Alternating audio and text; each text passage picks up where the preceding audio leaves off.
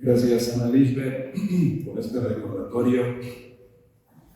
Qué bien nos cayó ver esto hoy. Al menos a mí me cae muy bien. Me reubica, ¿sí? De dónde estamos y a qué nos llamó el Señor. Necesitamos ser esos discípulos que hacen discípulos y que pensamos más allá de lo que vemos o tenemos al frente. El llamado, la misión es global, en realidad. Y nosotros estamos en una posición sumamente privilegiada, muy privilegiada. Ustedes recordarán, alguna vez les conté, creo yo que ahora se puede decir, tal vez ya lo he dicho, ¿verdad? Pero acá en nuestra iglesia, pues décadas atrás, años atrás, había un hermano muy querido que él oraba y le pedía al Señor que trajera persecución aquí a Guatemala. Hacía una petición que hacía aquí entre nosotros. Y decía, ¿por qué estás hablando eso? Dice, porque solo así vamos a despertar, y solo así vamos a avivar, y solo así vamos a reaccionar, y se va a notar quién está comprometido con el Señor y quién no. Le dije, mejor orenlo así, como que por la petición, Señor, ayúdanos a despertar, a avivarnos, que no sea necesario que venga la persecución, que no sea necesario eso, que lo podamos hacer antes, que reaccionemos. En toda esa parte del mundo, en realidad, de ese lado del mundo fue donde comenzó el movimiento misional, ¿no? Donde salieron muchos y ahora esta parte está muy dedicada. Esta semana leí una nota, un amigo, pastor, en uno de esos lugares que está ahí. En su país está legislado que los cristianos no se pueden reunir, y de hecho nadie se puede reunir a menos que sea en algo denominado templo. O sea, que el Estado denomina ese es un templo y ahí sí se pueden reunir, en otro lugar no. Entonces los templos que existen tienen no sé qué cantidad de cultos al día, porque todos lo tienen que alquilar para poder reunirse. Y ellos, él es pastor, dirige un instituto, las instalaciones, se reúnen en las instalaciones del instituto, como si fueran clases del instituto, que no hay lugar en los templos. Entonces tienen un instituto bíblico, pues ahí se reúnen la clase, pero es un culto. Les están quitando el edificio en estos días, no tienen lugar de reunirse. Y el único lugar que encuentran que podrían optar por él cuesta $180,000. En otras latitudes del mundo eso no es nada. Ahí es un monto inalcanzable. Para nosotros sería un monto muy grande. El Señor está orando y haciendo algo. El Señor sigue siendo fiel, y los cristianos también que leemos el texto en el siglo I que vivieron persecución, el Señor siguió siendo fiel, sigue siendo fiel con nosotros y lo será, que nosotros podamos ser fieles con Él. Tengo muchas ganas de cambiar el tema de lo que íbamos a hablar para presentar lo que está ahí, porque necesitamos esos recordatorios, son muy importantes, así que gracias por traerlos. Somos discípulos que debemos ser discípulos, y la misión es global. Así que, iglesia, ¿qué vamos a seguir haciendo? La misión se vive aquí cerca, y se vive hasta allá lejos, y se vive ahora, cada uno. Así que vamos a ponernos las pilas, vamos a hacer ese mensaje de vida. Bueno, con eso en mente, que el Señor nos siga hablando, vamos a hacer un cierre. No quiere decir que nunca más vamos a hablar, pero al menos estamos tratando de hacer series o miniseries durante un mes o 2 meses para concentrarnos en algún tema de lo que Dios nos esté hablando. Y Dios nos ha estado hablando y guiando a estar firmes, a vivir en el llamado que Él nos ha hecho y a ser hombres y mujeres que aman, viven y predican la Biblia. Que hoy vamos a hacer una conclusión de esa conversación. Y realmente, para arrancar la conversación de hoy, quiero decir que existen 2 clases de personas: las que pueden leer lo que viene a continuación y las que no. Así que no sé cuál es usted, qué clase de persona es usted, si es de los que pueden leer lo que dice ahí o de los que no pueden leer lo que dice ahí. Bueno, danos la solución. Next. Vamos, la otra. Entonces, los que leyeron yo, y la palabra, que son una clase de personas, y los que dicen yo leo la palabra, son de otra clase. No vamos a confesar cuál es cuál, ¿verdad? Me encontré eso por ahí, se me atravesó. Tenemos que ser hombres y mujeres que leen, que viven, que aplican la palabra de Dios. Iglesia, estamos ante un serio peligro. Tu vida espiritual corre peligro. Si no estamos bien plantados en la verdad, corremos peligro de leer, de entender, de seguir cualquier otra cosa. Vivimos hoy en medio de un mundo que está obviamente de cabeza, un mundo de oscuridad, un mundo de pecaminosidad. Pero también quiero decir hoy que vivimos en medio de un mundo donde hay tanto engaño, donde hay tanta confusión, aún bajo el nombre bíblico, aún bajo la premisa de que esto es un mensaje bíblico de parte de Dios, existe demasiado error. No es nuevo. Desde tiempos bíblicos la advertencia era cuidarnos de las falsas enseñanzas o enseñanzas equivocadas. Hoy también, pero la única forma es siendo hombres y mujeres conocedores del texto bíblico. De hecho, puedes quitar la imagen. Necesitamos ser hombres y mujeres que estén cimentados, que estemos firmes en el texto. Nosotros mismos leyendo el texto podríamos leerlo mal, de la forma equivocada. ¿Por qué te arrancaste, no?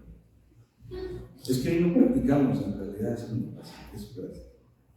Ahora sí, no sé. Teneme paciencia ahora, teneme paciencia. Gracias.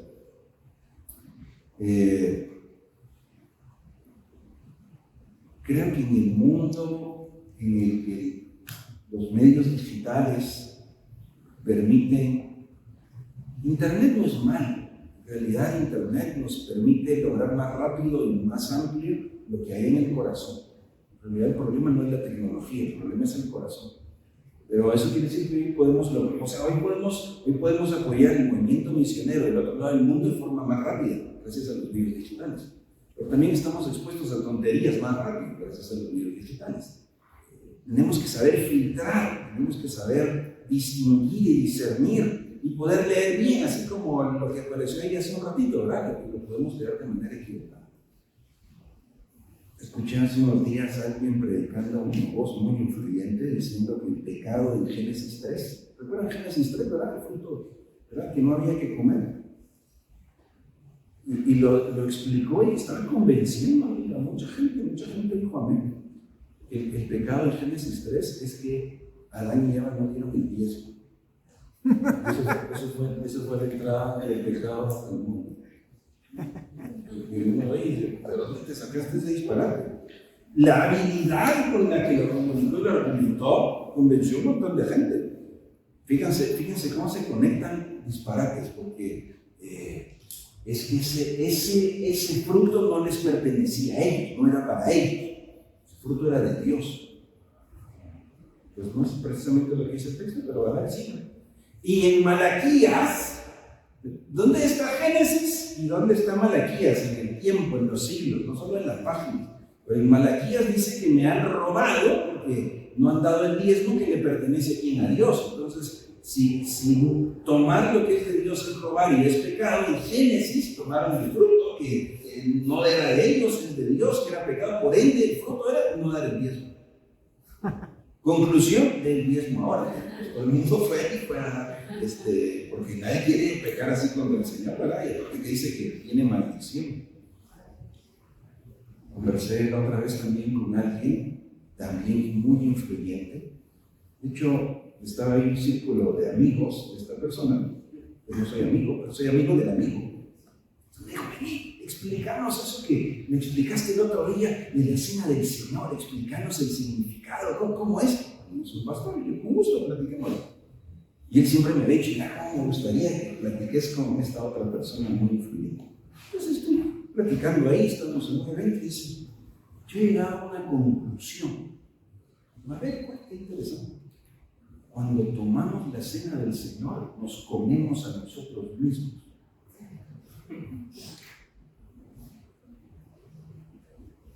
¿Así? ¿Por qué? Porque no sé si ustedes lo han visto, pero Jesús dijo, tomad, comed, esto es mi cuerpo. Pero en Corintios dice que la iglesia es el cuerpo de Cristo. Entonces Jesús estaba diciendo, ¿Cómo es usted?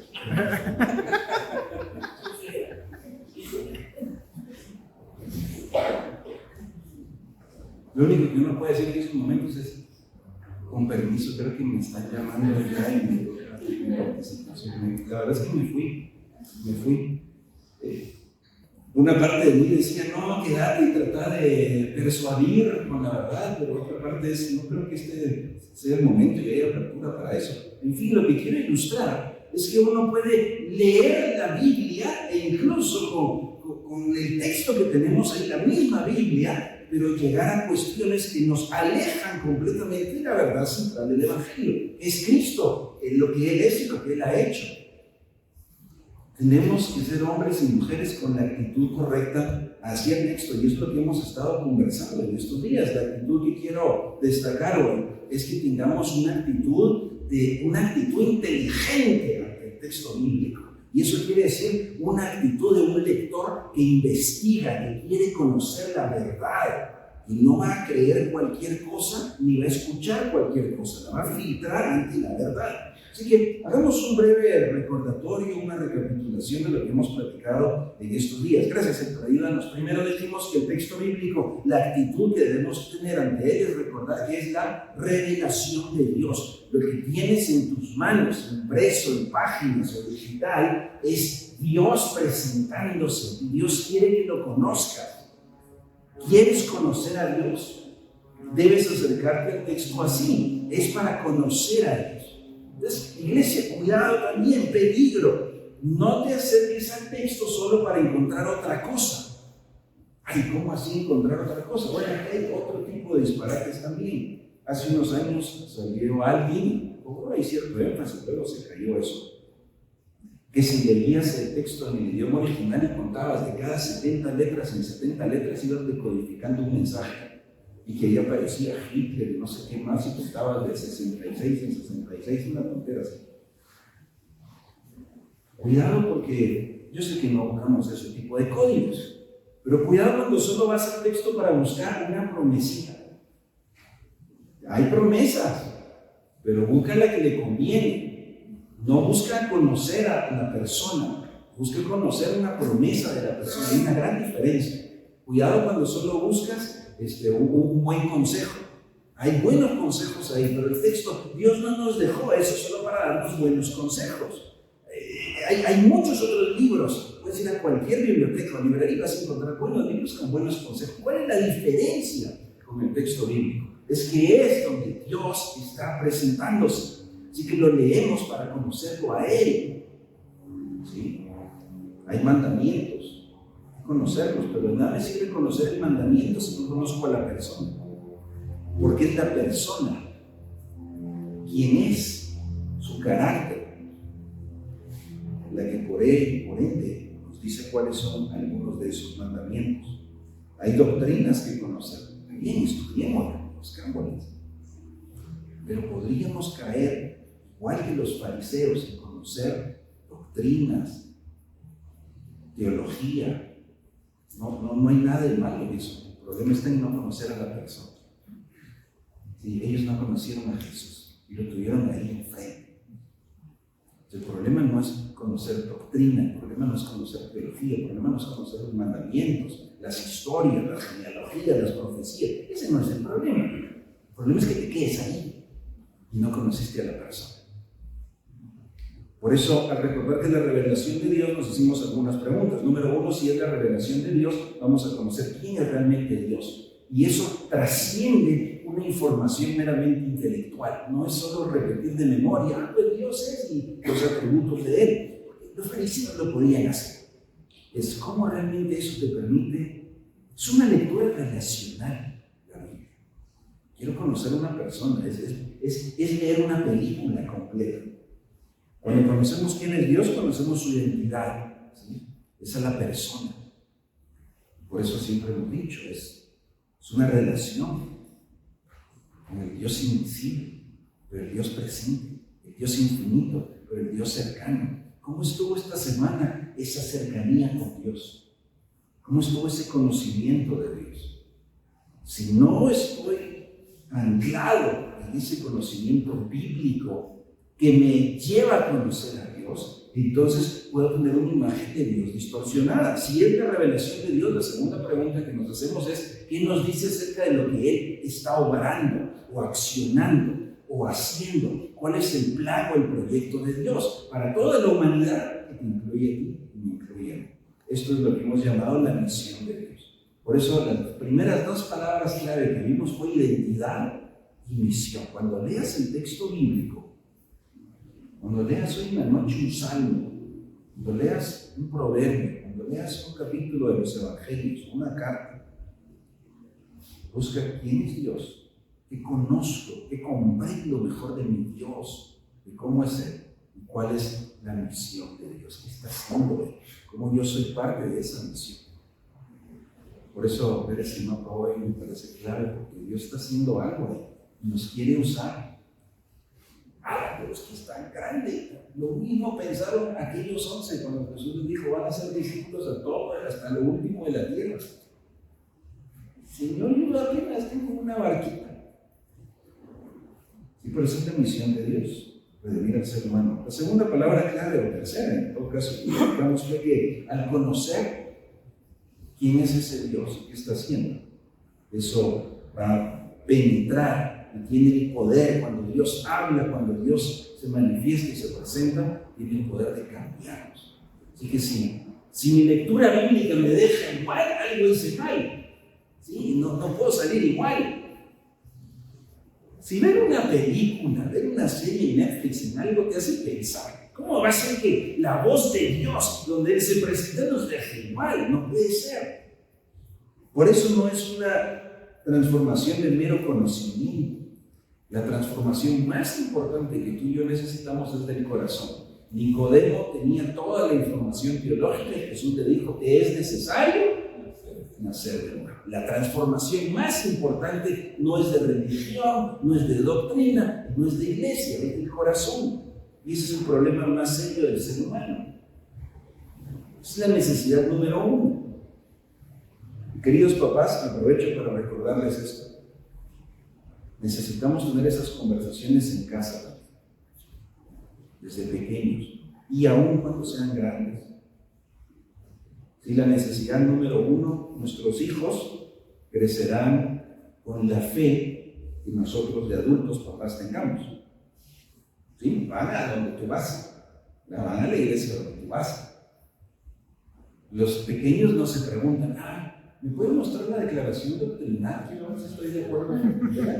Yo voy donde me llevan mis papás. Así que muchos de nosotros que crecimos acá en esta iglesia, o que luego traemos a nuestros hijos acá, en esa etapa de niñez desarrollan la fe de los padres.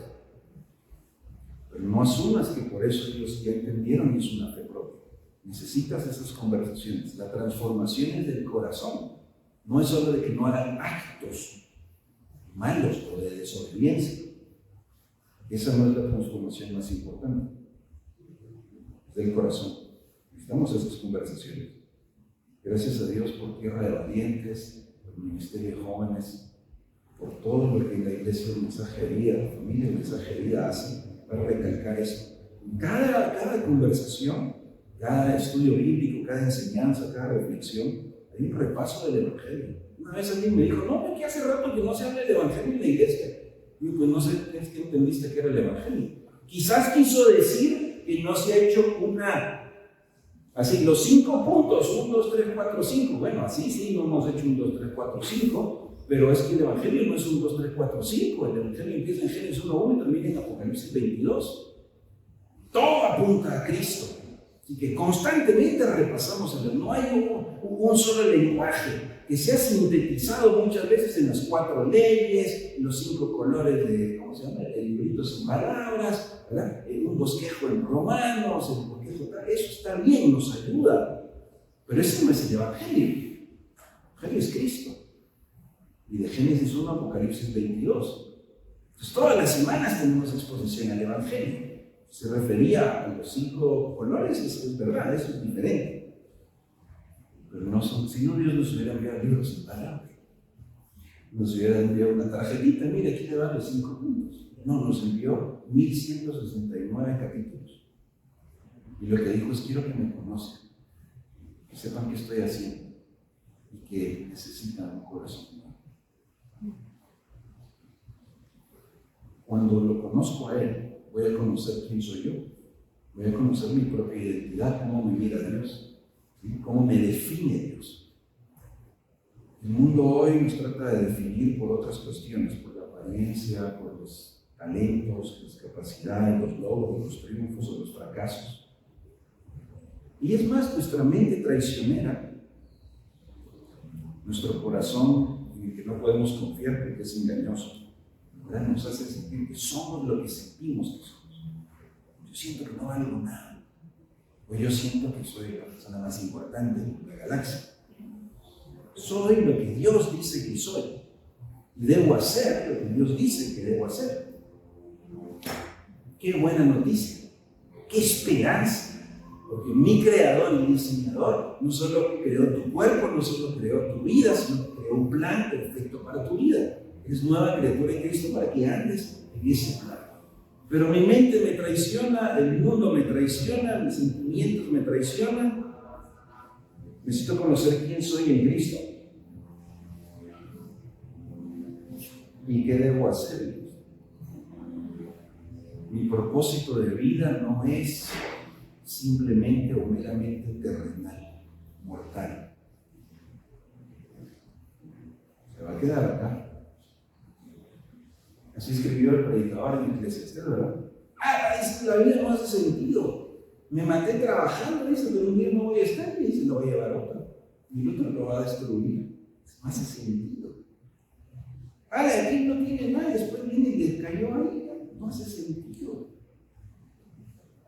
La vida meramente terrenal, mortal, no hace sentido. No te va a hacer sentido la vida si solamente ves lo que tus ojos alcanzan a observar, lo que tu mente alcanza a maquinar. No va a hacer sentido. La vida no hace sentido. La vida es injusta. Se dañó, se fragmentó por causa del pecado. Génesis 3, que no fue lo del diezmo.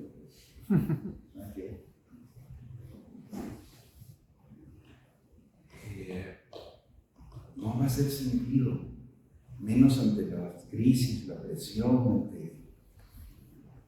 Hoy es un día de elecciones en Venezuela, oraba por los creyentes en la iglesia allá. Qué difícil la situación, qué complicada. No hace sentido. ¿Cómo puede haber un país con esas batallas? Nosotros tenemos otras. Y no entiendo, Señor, ¿por qué? No lo entiendo. Yo no lo hubiera hecho así, seguramente lo hubiera hecho peor. Pero Él sí tiene el control y es el soberano. No entiendo todo, Señor, lo que tú haces. Nada más quiero entender lo que quieres que yo haga. No puedo resolver lo demás, tú sí. Pero me has llamado a hacer algo y lo voy a hacer. Ese es el sentido de la vida, solo lo voy a encontrar en Él. Por eso tenemos que ser hombres y mujeres de la palabra, del texto, que lo leen, que lo anhelan, que lo aman, que lo ponen en acción. Lo más importante es la actitud del corazón ante el texto. ¿Necesitas la palabra de Dios? ¿Quieres oír la voz de Dios? Esa es la actitud principal. Así que, recapitulando lo que hemos conversado en días anteriores, pasemos hoy quizás a algunas recomendaciones, ¿sí? Para concluir por ahora.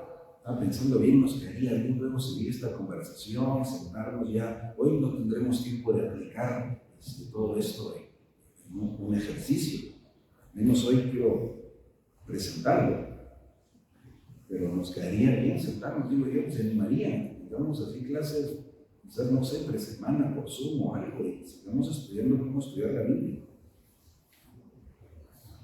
No hay ningún amén, pero en el corazón se quiere decir. No, está bien.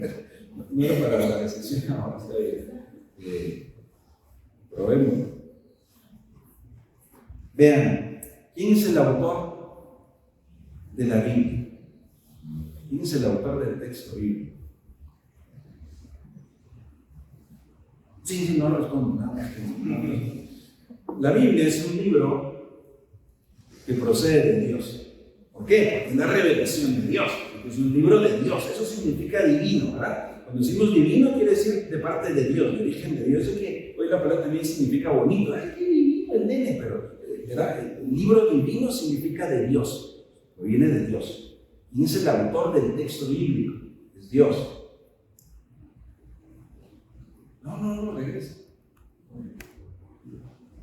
Ok, gracias. Yo sé que el tema está emocionante, estoy oyendo por aquí. Es el libro de Dios, que estás leyendo la voz de Dios. Por cierto, bien vale la pena decir, ¿verdad? Vamos a escuchar lo que Dios quiere decirnos. Recuerda, la Biblia piensa en una película. Así que recuerda que hay momentos en los que hay actores en la película que dirán cosas que no es exactamente igual a que Dios lo dijo ese actor en la película. Pero Dios nos quiere presentar y presentarse en toda la película. ¿Hizo sentido esa parte? ¿Sí? Así que de repente lees alguna frase o algún pensamiento o alguna acción, ¿verdad?, que alguien hizo en la Biblia. Recuerda que es la película completa. No te vas a confundir. Si es un libro de Dios, ahora sí, pero ayúdame, te voy guiando porque aquí vienen varias cosas. Vamos a hablar que Dios es el autor, ¿sí?, del texto bíblico. Dios es el autor. Tiene algo que decir. Y quiero que notes que lo escribimos a propósito, como lo dicen algunos teólogos, con una A mayúscula. Porque es el autor divino, Espíritu de Dios, inspirando, transmitiendo esa revelación. Ahora, fíjense acá, atención a lo que viene. Ese mensaje, esa voz de parte de Dios, pues la tenemos a través de escritos, de poemas, por ejemplo. ¿Quién es el salmista más famoso que viene a su mente en el Antiguo Testamento? David. Tenemos esa voz de Dios, es autor divino, que utilizó. ¿Quién es el autor de las cartas más famosas del Nuevo Testamento? Pablo. Tenemos el mensaje del autor divino, el autor con una mayúscula, a través de las palabras de un autor con una minúscula. El apóstol Pablo escribiendo una carta, el rey David escribiendo un salmo. Y realmente cuando hablamos de quién es el autor de la Biblia, hablamos de un equipo. Un autor con una mayúscula y un autor con una minúscula. Ahora, en un momento nos va a hacer sentido porque esto es importante para no caer en ciertos peligros, para no decir unos disparates. Yo les puse un par de ejemplos. Es una colección ahí. Yo no soy perfecto, ninguno de nosotros tiene la lectura perfecta del texto. Ninguno de nosotros tiene la interpretación perfecta. Pero interpretar a mi antojo, a mi conveniencia, para lo que yo quiero decir, es un serio peligro y es omitir completamente el origen del texto bíblico. Y ahí es donde hay demasiados errores. Pero esa es la actitud correcta que deberíamos de tener. Por eso hablamos que el texto bíblico no solo es un libro divino, sino al mismo tiempo es un libro humano. ¿Por qué? Porque Dios usó a estos autores con una minúscula humanos, imperfectos igual que nosotros. ¿O no eran imperfectos los autores bíblicos? Bien imperfectos. Vean por qué es importante esto. Entonces, si el texto, yo me voy a acercar al texto, quiero conocer a Dios, pero voy a leer las palabras del autor humano. Está en sintonía, está en conexión con lo que Dios quiere decir. Eso tiene dos implicaciones muy importantes que la iglesia tienen que ir juntas. Número uno, quiere decir que necesito ayuda espiritual para poder entender el texto bíblico. Así que no te acerques al texto bíblico sin depender de la ayuda espiritual, sin buscar el discernimiento del Espíritu Santo, sin buscar que el Espíritu Santo te ilumine el cerebro y el corazón, traiga esa luz. Así que antes, durante y después, siempre deberíamos tener una actitud humilde de búsqueda espiritual. ¿Quieres que lo traduzca en un lenguaje muy sencillo? Oración. Señor, quiero conocerte.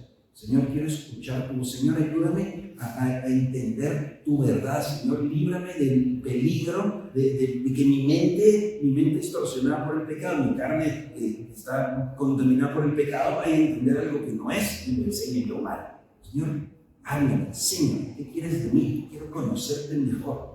Quiero leer tu palabra para oír tu voz. Necesito que tu espíritu me enseñe. O sea, esto nos previene no caer en la actitud de los fariseos, por ejemplo. Una actitud de ejercicio meramente intelectual. O sea, alguien que no cree puede estudiar también la Biblia, no creer, si no quiere, tiene el corazón duro. O sea, yo puedo leer la Biblia en eso, y no me deja. Y voy a encontrar versículos que estén de acuerdo conmigo. Terrible. Cuidado, por ahí a veces se escucha una frase que voy a ver qué versículo me respalda. ¿Desde cuándo Dios tiene que ponerse a defender tus ideas equivocadas? No, yo me tengo que someter a las ideas de Dios. Es diferente. No tengo por qué respaldar mis ideas conocidas. Pero necesito ayuda espiritual, así que la lectura bíblica no es un ejercicio mecánico. Toca leer el capítulo. Toca el versículo del día, toca. No, es un ejercicio espiritual porque es para oír a tu Dios, es para que te transforme. Por eso necesitas ayuda espiritual. Pero no lo es todo. Y voy a usar esta frase, lo voy a explicar porque está incompleta, pero fue la mejorcita que se me ocurre.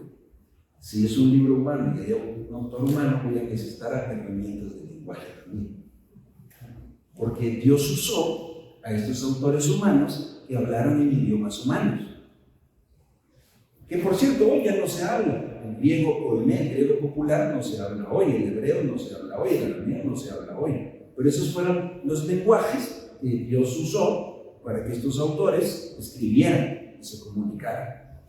Muy diferentes al nuestro. Y digo aquí lenguaje porque el lenguaje no es simplemente el estudio gramatical. Necesitamos el estudio gramatical, pero es todavía mucho más. Está inmerso dentro de algo más grande. No voy a ahondar tanto en eso, pero déjenme poner un par de ejemplos. Si dentro de, no sé unas cuantas décadas o algo así, se escuchara la frase París 2024, ¿qué sería lo primero que uno esperaría que se piense?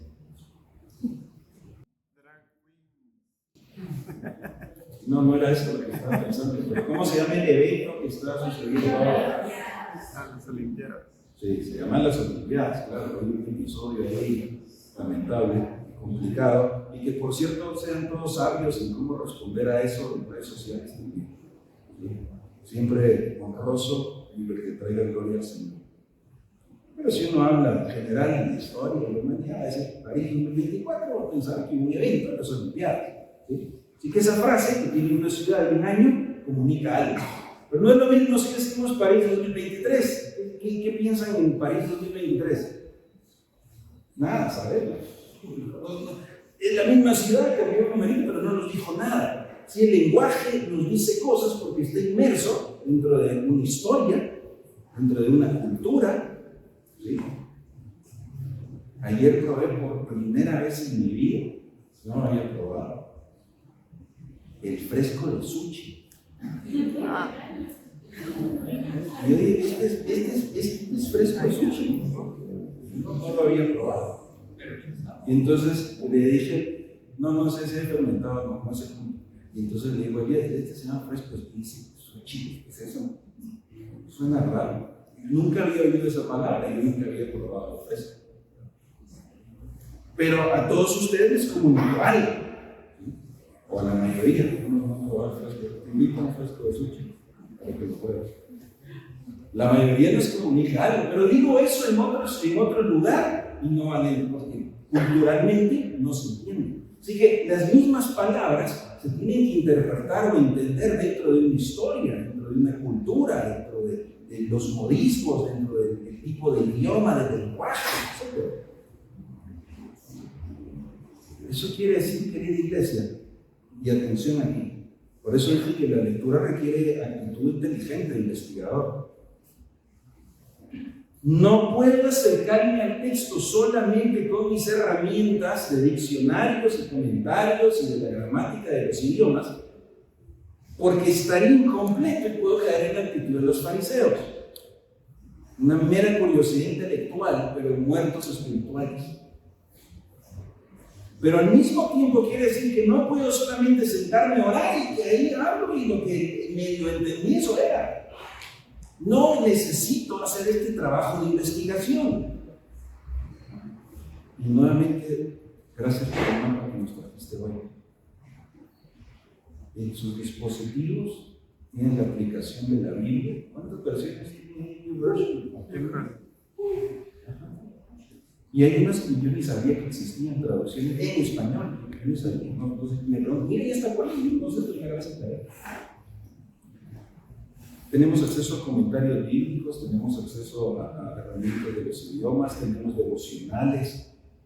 Gracias a Dios por los devocionales también que estuvimos enviando. Hay una pausa en eso. Le agradezco mucho a Frederick, que nos estuvo llevando tantos meses. Rebeca comenzó esa idea, está en pausa, hay que retomarla. Pero ahí está. ¿Quiere estudiar? Ahí está. Tengo en el dispositivo. Mire cuántos libros existen hoy, traducciones de libros. Décadas atrás no había eso. Eran muy caros. Muy caro, el libro vale 75. Quiere decir, iglesia, que no puedo solo sentarme, decir, Señor, bueno, ahí voy, no en tu nombre, voy a leer y a ver qué. Esa sería una actitud incompleta, una actitud irresponsable. Y por eso es que hay muchos diciendo, quién sabe, cualquier tontería, porque no hacen este trabajo. Le doy gracias a Dios que en la familia El Mensaje de Vida, los maestros, quien hace una reflexión, quien comparte un mensajito de vida, quien escribe un devocional, busca hacerlo bien, en oración y con su trabajo de investigación. Pero hermano, no es solo de los que están al frente, eso nos toca a todos.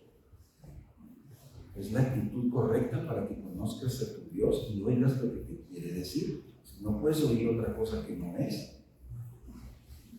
Y ese es un serio peligro. Entonces, no caigamos en el error intelectual. Sí, yo tomé el curso, yo me sé eso, y me sé los idiomas y las doctrinas. Sí, yo me sé las doctrinas, qué bien. Pero ¿cómo está el corazón? No, yo de todo corazón, ¿verdad, Señor? Aquí, ¿verdad? Salmo 23, amén, pero Dios quiere que entiendas lo que Él escribió. Sí, se escribió en otro idioma, en otra cultura, con otra historia y otro contexto. Necesitamos estudiar. Por eso, a la hora de escuchar un mensaje, debemos tener todo nuestro cerebro atento. Quiero entenderte, quiero entender lo que me quieres decir. Nuestro desafío principal, por favor, es que podamos juntos encontrar qué significa. ¿Cuál es el significado de ese capítulo bíblico, de ese pasaje bíblico? Y para eso voy a decir dos palabritas más o menos técnicas. Voy a hacer una propuesta de explicación, porque no todos los autores están de acuerdo, pero al menos para que las conozcan, ¿sí? Cuando vayan apareciendo y sean parte del lenguaje, pues no nos quedemos afuera. Para entender el significado de un pasaje bíblico, hay un par de palabras que debo de introducir. Una de ellas se llama exégesis. Es una palabra que suena así como erudito, ¿verdad? Así, vamos a solo cierto nivel. Pues debería ser para todos nosotros. Exégesis, la mayoría de autores concuerdan que significa el poder extraer el significado del texto. Entonces, yo no voy a extraer cualquier cosa, quiero extraer el significado que el texto tiene. El ejercicio de hacer exégesis es poder extraer el significado. Y para ello necesito una herramienta que se llama hermenéutica. Y hermenéutica, dirían algunos autores, que son más o menos las normas o los principios de cómo se interpretan las palabras, las frases, las oraciones, los párrafos. Así que hermenéutica es la herramienta con la que extraigo el significado. Algunos autores van a decir que es al revés, que la exégesis es la herramienta con la que se extrae el significado hermenéutico. El punto es, la actitud completa, correcta, querida iglesia, es que necesito rendir mi corazón, necesito la ayuda espiritual para escuchar la voz de Dios, pero necesito activar mi cerebro, de hacer trabajo de investigación y no tenerle miedo a estas palabras grandes. Simplemente quiero interpretar, quiero entender bien. Cuando leo este versículo, quiero entender qué significa.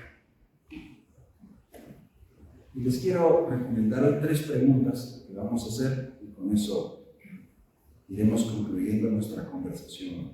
Tenemos que preparar un curso más completo. Y varios de acá pueden ayudar a enseñar. De hecho, todos debemos ser capaces de estudiar el texto y enseñarle a otros cómo estudiar. Gracias a Dios por los seminarios, las universidades, los cursos formales. Estoy convencido de que hay que sacar la exégesis de las aulas. Es para todos nosotros. Si vamos a las aulas, qué bien, pero si no, también debemos de poder. 3 preguntas.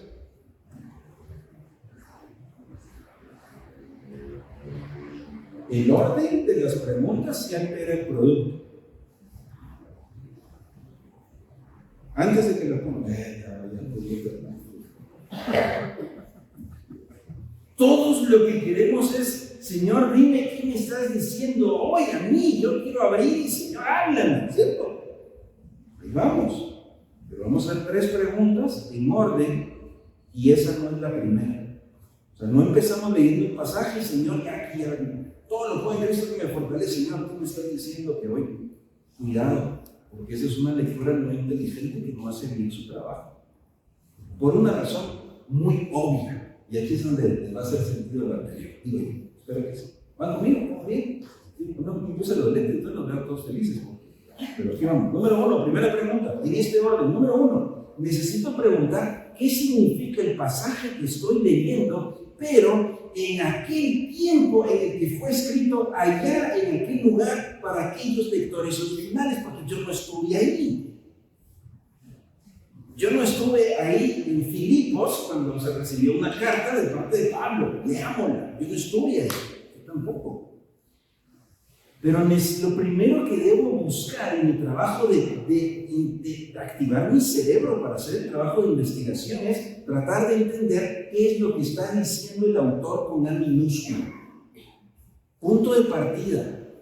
No, pero yo quiero ir a Dios. Ajá. Pero es que Dios usó a ese autor con una minúscula. Y ese autor con una minúscula algo quería comunicar, tenía una preocupación, tenía una respuesta, o tenía una oración, no sé, algo el autor con una minúscula. O sea, David algo quería decir cuando escribió el poema. No voy a poder entender qué dice Dios si no entiendo a David. Porque David va a hablarnos a través de Dios, va a hablarnos a través de David escribiendo el poema. Si no puedo entender a David, no entendí nada. Es que Pablo habla así como, pues si no puedo entender a Pablo, no puedo entender a nadie. ¿Qué me dice Dios? Por eso el primer trabajo es con el autor de A minúscula. Hermano, no pases por alto las introducciones que hay en los libros bíblicos en tu Biblia. Porque tienes una Biblia con introducciones, no la pases por alto. Léela. ¿Sí? ¿De qué se trata ese libro que vas a leer? Esa carta. Ay, voy a leer Corintios. Bueno, lee. La introducción te va a ayudar para saber qué está diciendo ese autor. Tienes Biblia con notas a pie de página, Biblia de estudio. Léelos. No hay prisa. Si no se trata de completar el libro y no entender nada, se trata de ir paulatinamente comprendiendo qué dice el autor, por qué escribió eso, por qué le dice eso. ¿Qué quiso decir con esa palabra? Yo entiendo esa palabra que se puso ahí. Voy a ver otra versión y todavía no entendí. No te preocupes, va bien. Porque estás activando tu quiero entender para poder conocer a Dios. De nada nos sirve una lectura que ya terminó, no entendió nada. Necesito la ayuda espiritual, pero necesito hacer estas preguntas. Si te haces esas preguntas sin oración y sin el corazón humilde, tampoco funciona. No puedo entender el Apocalipsis si no entiendo qué escribió Juan ahí. A mí me dan ganas de sentarlos a escribir, a entrevistar a los autores bíblicos. Dije, Juan, explíquenos, no entendemos ahí por qué puso eso. ¿Por qué cambió aquí? No, explíquenos, díganos. Y Juan diría, está muy fácil, ahora te explico. Claro, pero ya no podemos. Quisiera sentar a Salomón, si no tengo proverbios, no te entiendo. ¿Cómo es la cosa? Explíqueme. ¿Sí? La primera pregunta, y es la que tiene que ver con esa lectura de investigación. El autor con la minúscula. Entonces, y toma el tiempo y ora y que el Señor te guíe y usa los recursos que tengas. Entonces voy a hacer una segunda pregunta. Fíjense ahora, si entiendo qué quiso decir en aquel, o trato, amigos, ¿no? De acercarme. ¿Por qué Pablo dijo eso a los filipenses? Pues entonces hago una siguiente pregunta. ¿Qué será lo que ahora este pasaje le dice a todos los creyentes en todos los lugares y en todas las épocas? ¿Por qué? Porque también es el autor con A mayúscula el que está hablando, ¿sí? Pero no puedo entender al autor con A mayúscula si no entendí al autor con A minúscula. Que el autor ahí con una minúscula habló de la prevaricación, no sé, de saber qué quiso decir, qué te dijo Dios, no sé, porque no entendí la idea minúscula. Hace sentido. Entonces, ¿quieres entender qué dice Dios? Tienes que entender qué quiso escribir el autor con la minúscula. Y usa esos recursos que tu Biblia ya tiene, empieza por ahí. Y luego puedes ir construyendo biblioteca, estudiando.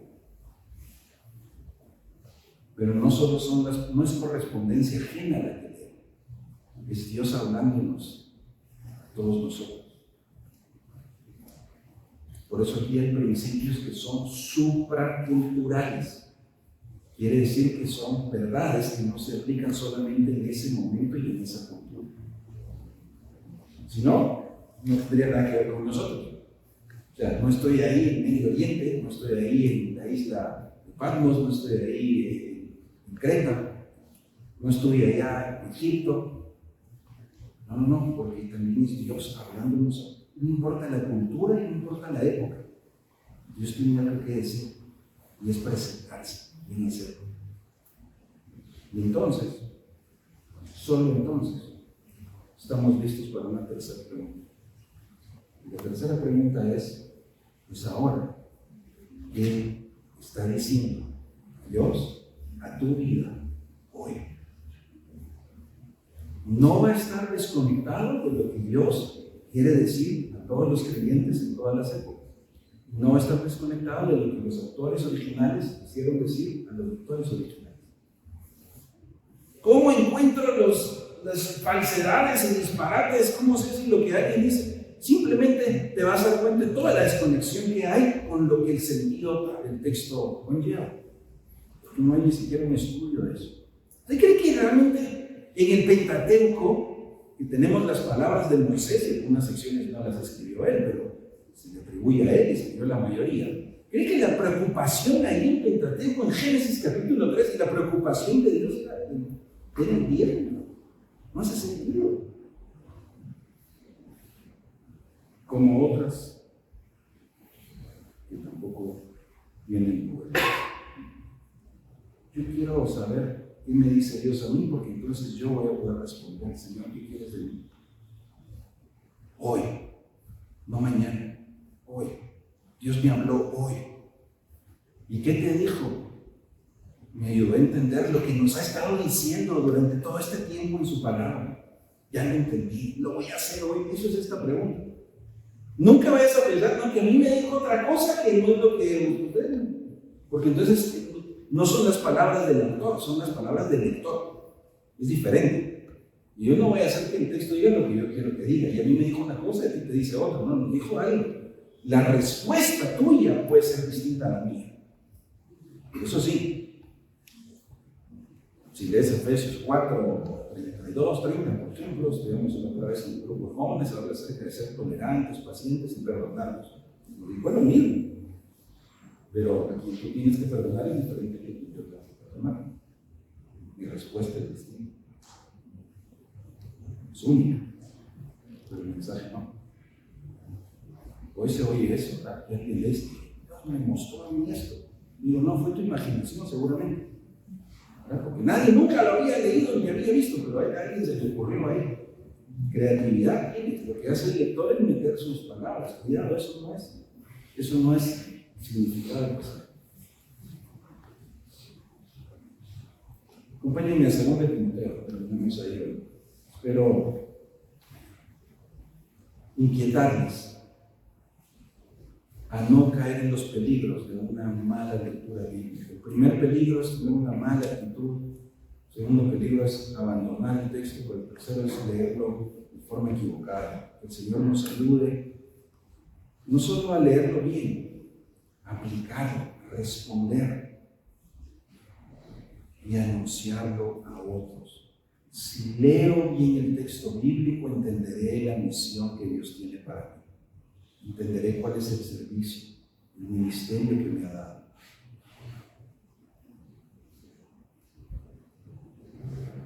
Vamos a leer 2 Timoteo capítulo 4. Y después de esto vamos a cantar. Pero mientras cantamos le vamos a decir al Señor: Señor, queremos honrarte, queremos reconocerte que eres nuestro Rey. Delante de ti es que nos comprometemos a ser hombres y mujeres de la palabra. Es que todo el texto apunta a Cristo. Honrar a Cristo es vivir la palabra. Si no vivimos la palabra, no estamos honrando a Cristo. Tenemos que anunciarlo. 2 Timoteo capítulo 4. Mire aquí los 2 testigos que se ponen al frente. O sea, Pablo tiene una exhortación a Timoteo y de la iglesia ahí en Éfeso. Dice: les voy a pedir algo y tengo a 2 testigos aquí, en presencia de Dios y de Cristo Jesús. Son los 2 testigos ante los cuales recibimos este mensaje. Cristo, que ha de venir en su reino, que juzgará a los vivos y a los muertos. Sí, el Rey Todopoderoso, el Supremo. Te doy este solemne encargo. Predica la palabra. Persiste en hacerlo, sea o no sea oportuno. Corrige, reprende, anima con mucha paciencia, sin dejar de enseñar. Porque llegará el tiempo en que no van a tolerar la sana doctrina, sino que, llevados de sus propios deseos, se rodearán de maestros que les digan las fantasías que quieren oír. Dejarán de escuchar la verdad y se volverán a los mitos. Tú, por el contrario, sé prudente en todas las circunstancias, soporta los sufrimientos, dedícate a la evangelización, cumple con los deberes de tu ministerio. Las mismas palabras que Pablo, el autor con una minúscula, le escribió a Timoteo, son las palabras donde el Espíritu Santo nos dice algo a nosotros. Son las palabras donde tú y yo tenemos que responder. Señor, ayúdanos a tener el corazón humilde, el corazón correcto y la mente dispuesta a que todo lo que somos y todo lo que hacemos sea evaluado por ti, por tu verdad, por tu palabra, que nos transforme. Señor, que amemos tu verdad, que anunciemos tu verdad, todo lo que hacemos, todo lo que decimos. Señor, ayúdanos a ser más diligentes, a poder oír tu voz y conocerte mejor. Cambia nuestra mente, nuestro corazón, Señor. Que podamos conocer mejor a Cristo y honrarlo y explicarle a otros el glorioso evangelio. Y lo podamos estudiar mejor y explicar mejor. Señor, que tu palabra sea la luz. Tu palabra nos lleve a Cristo, a rendirnos y honrarlo solo.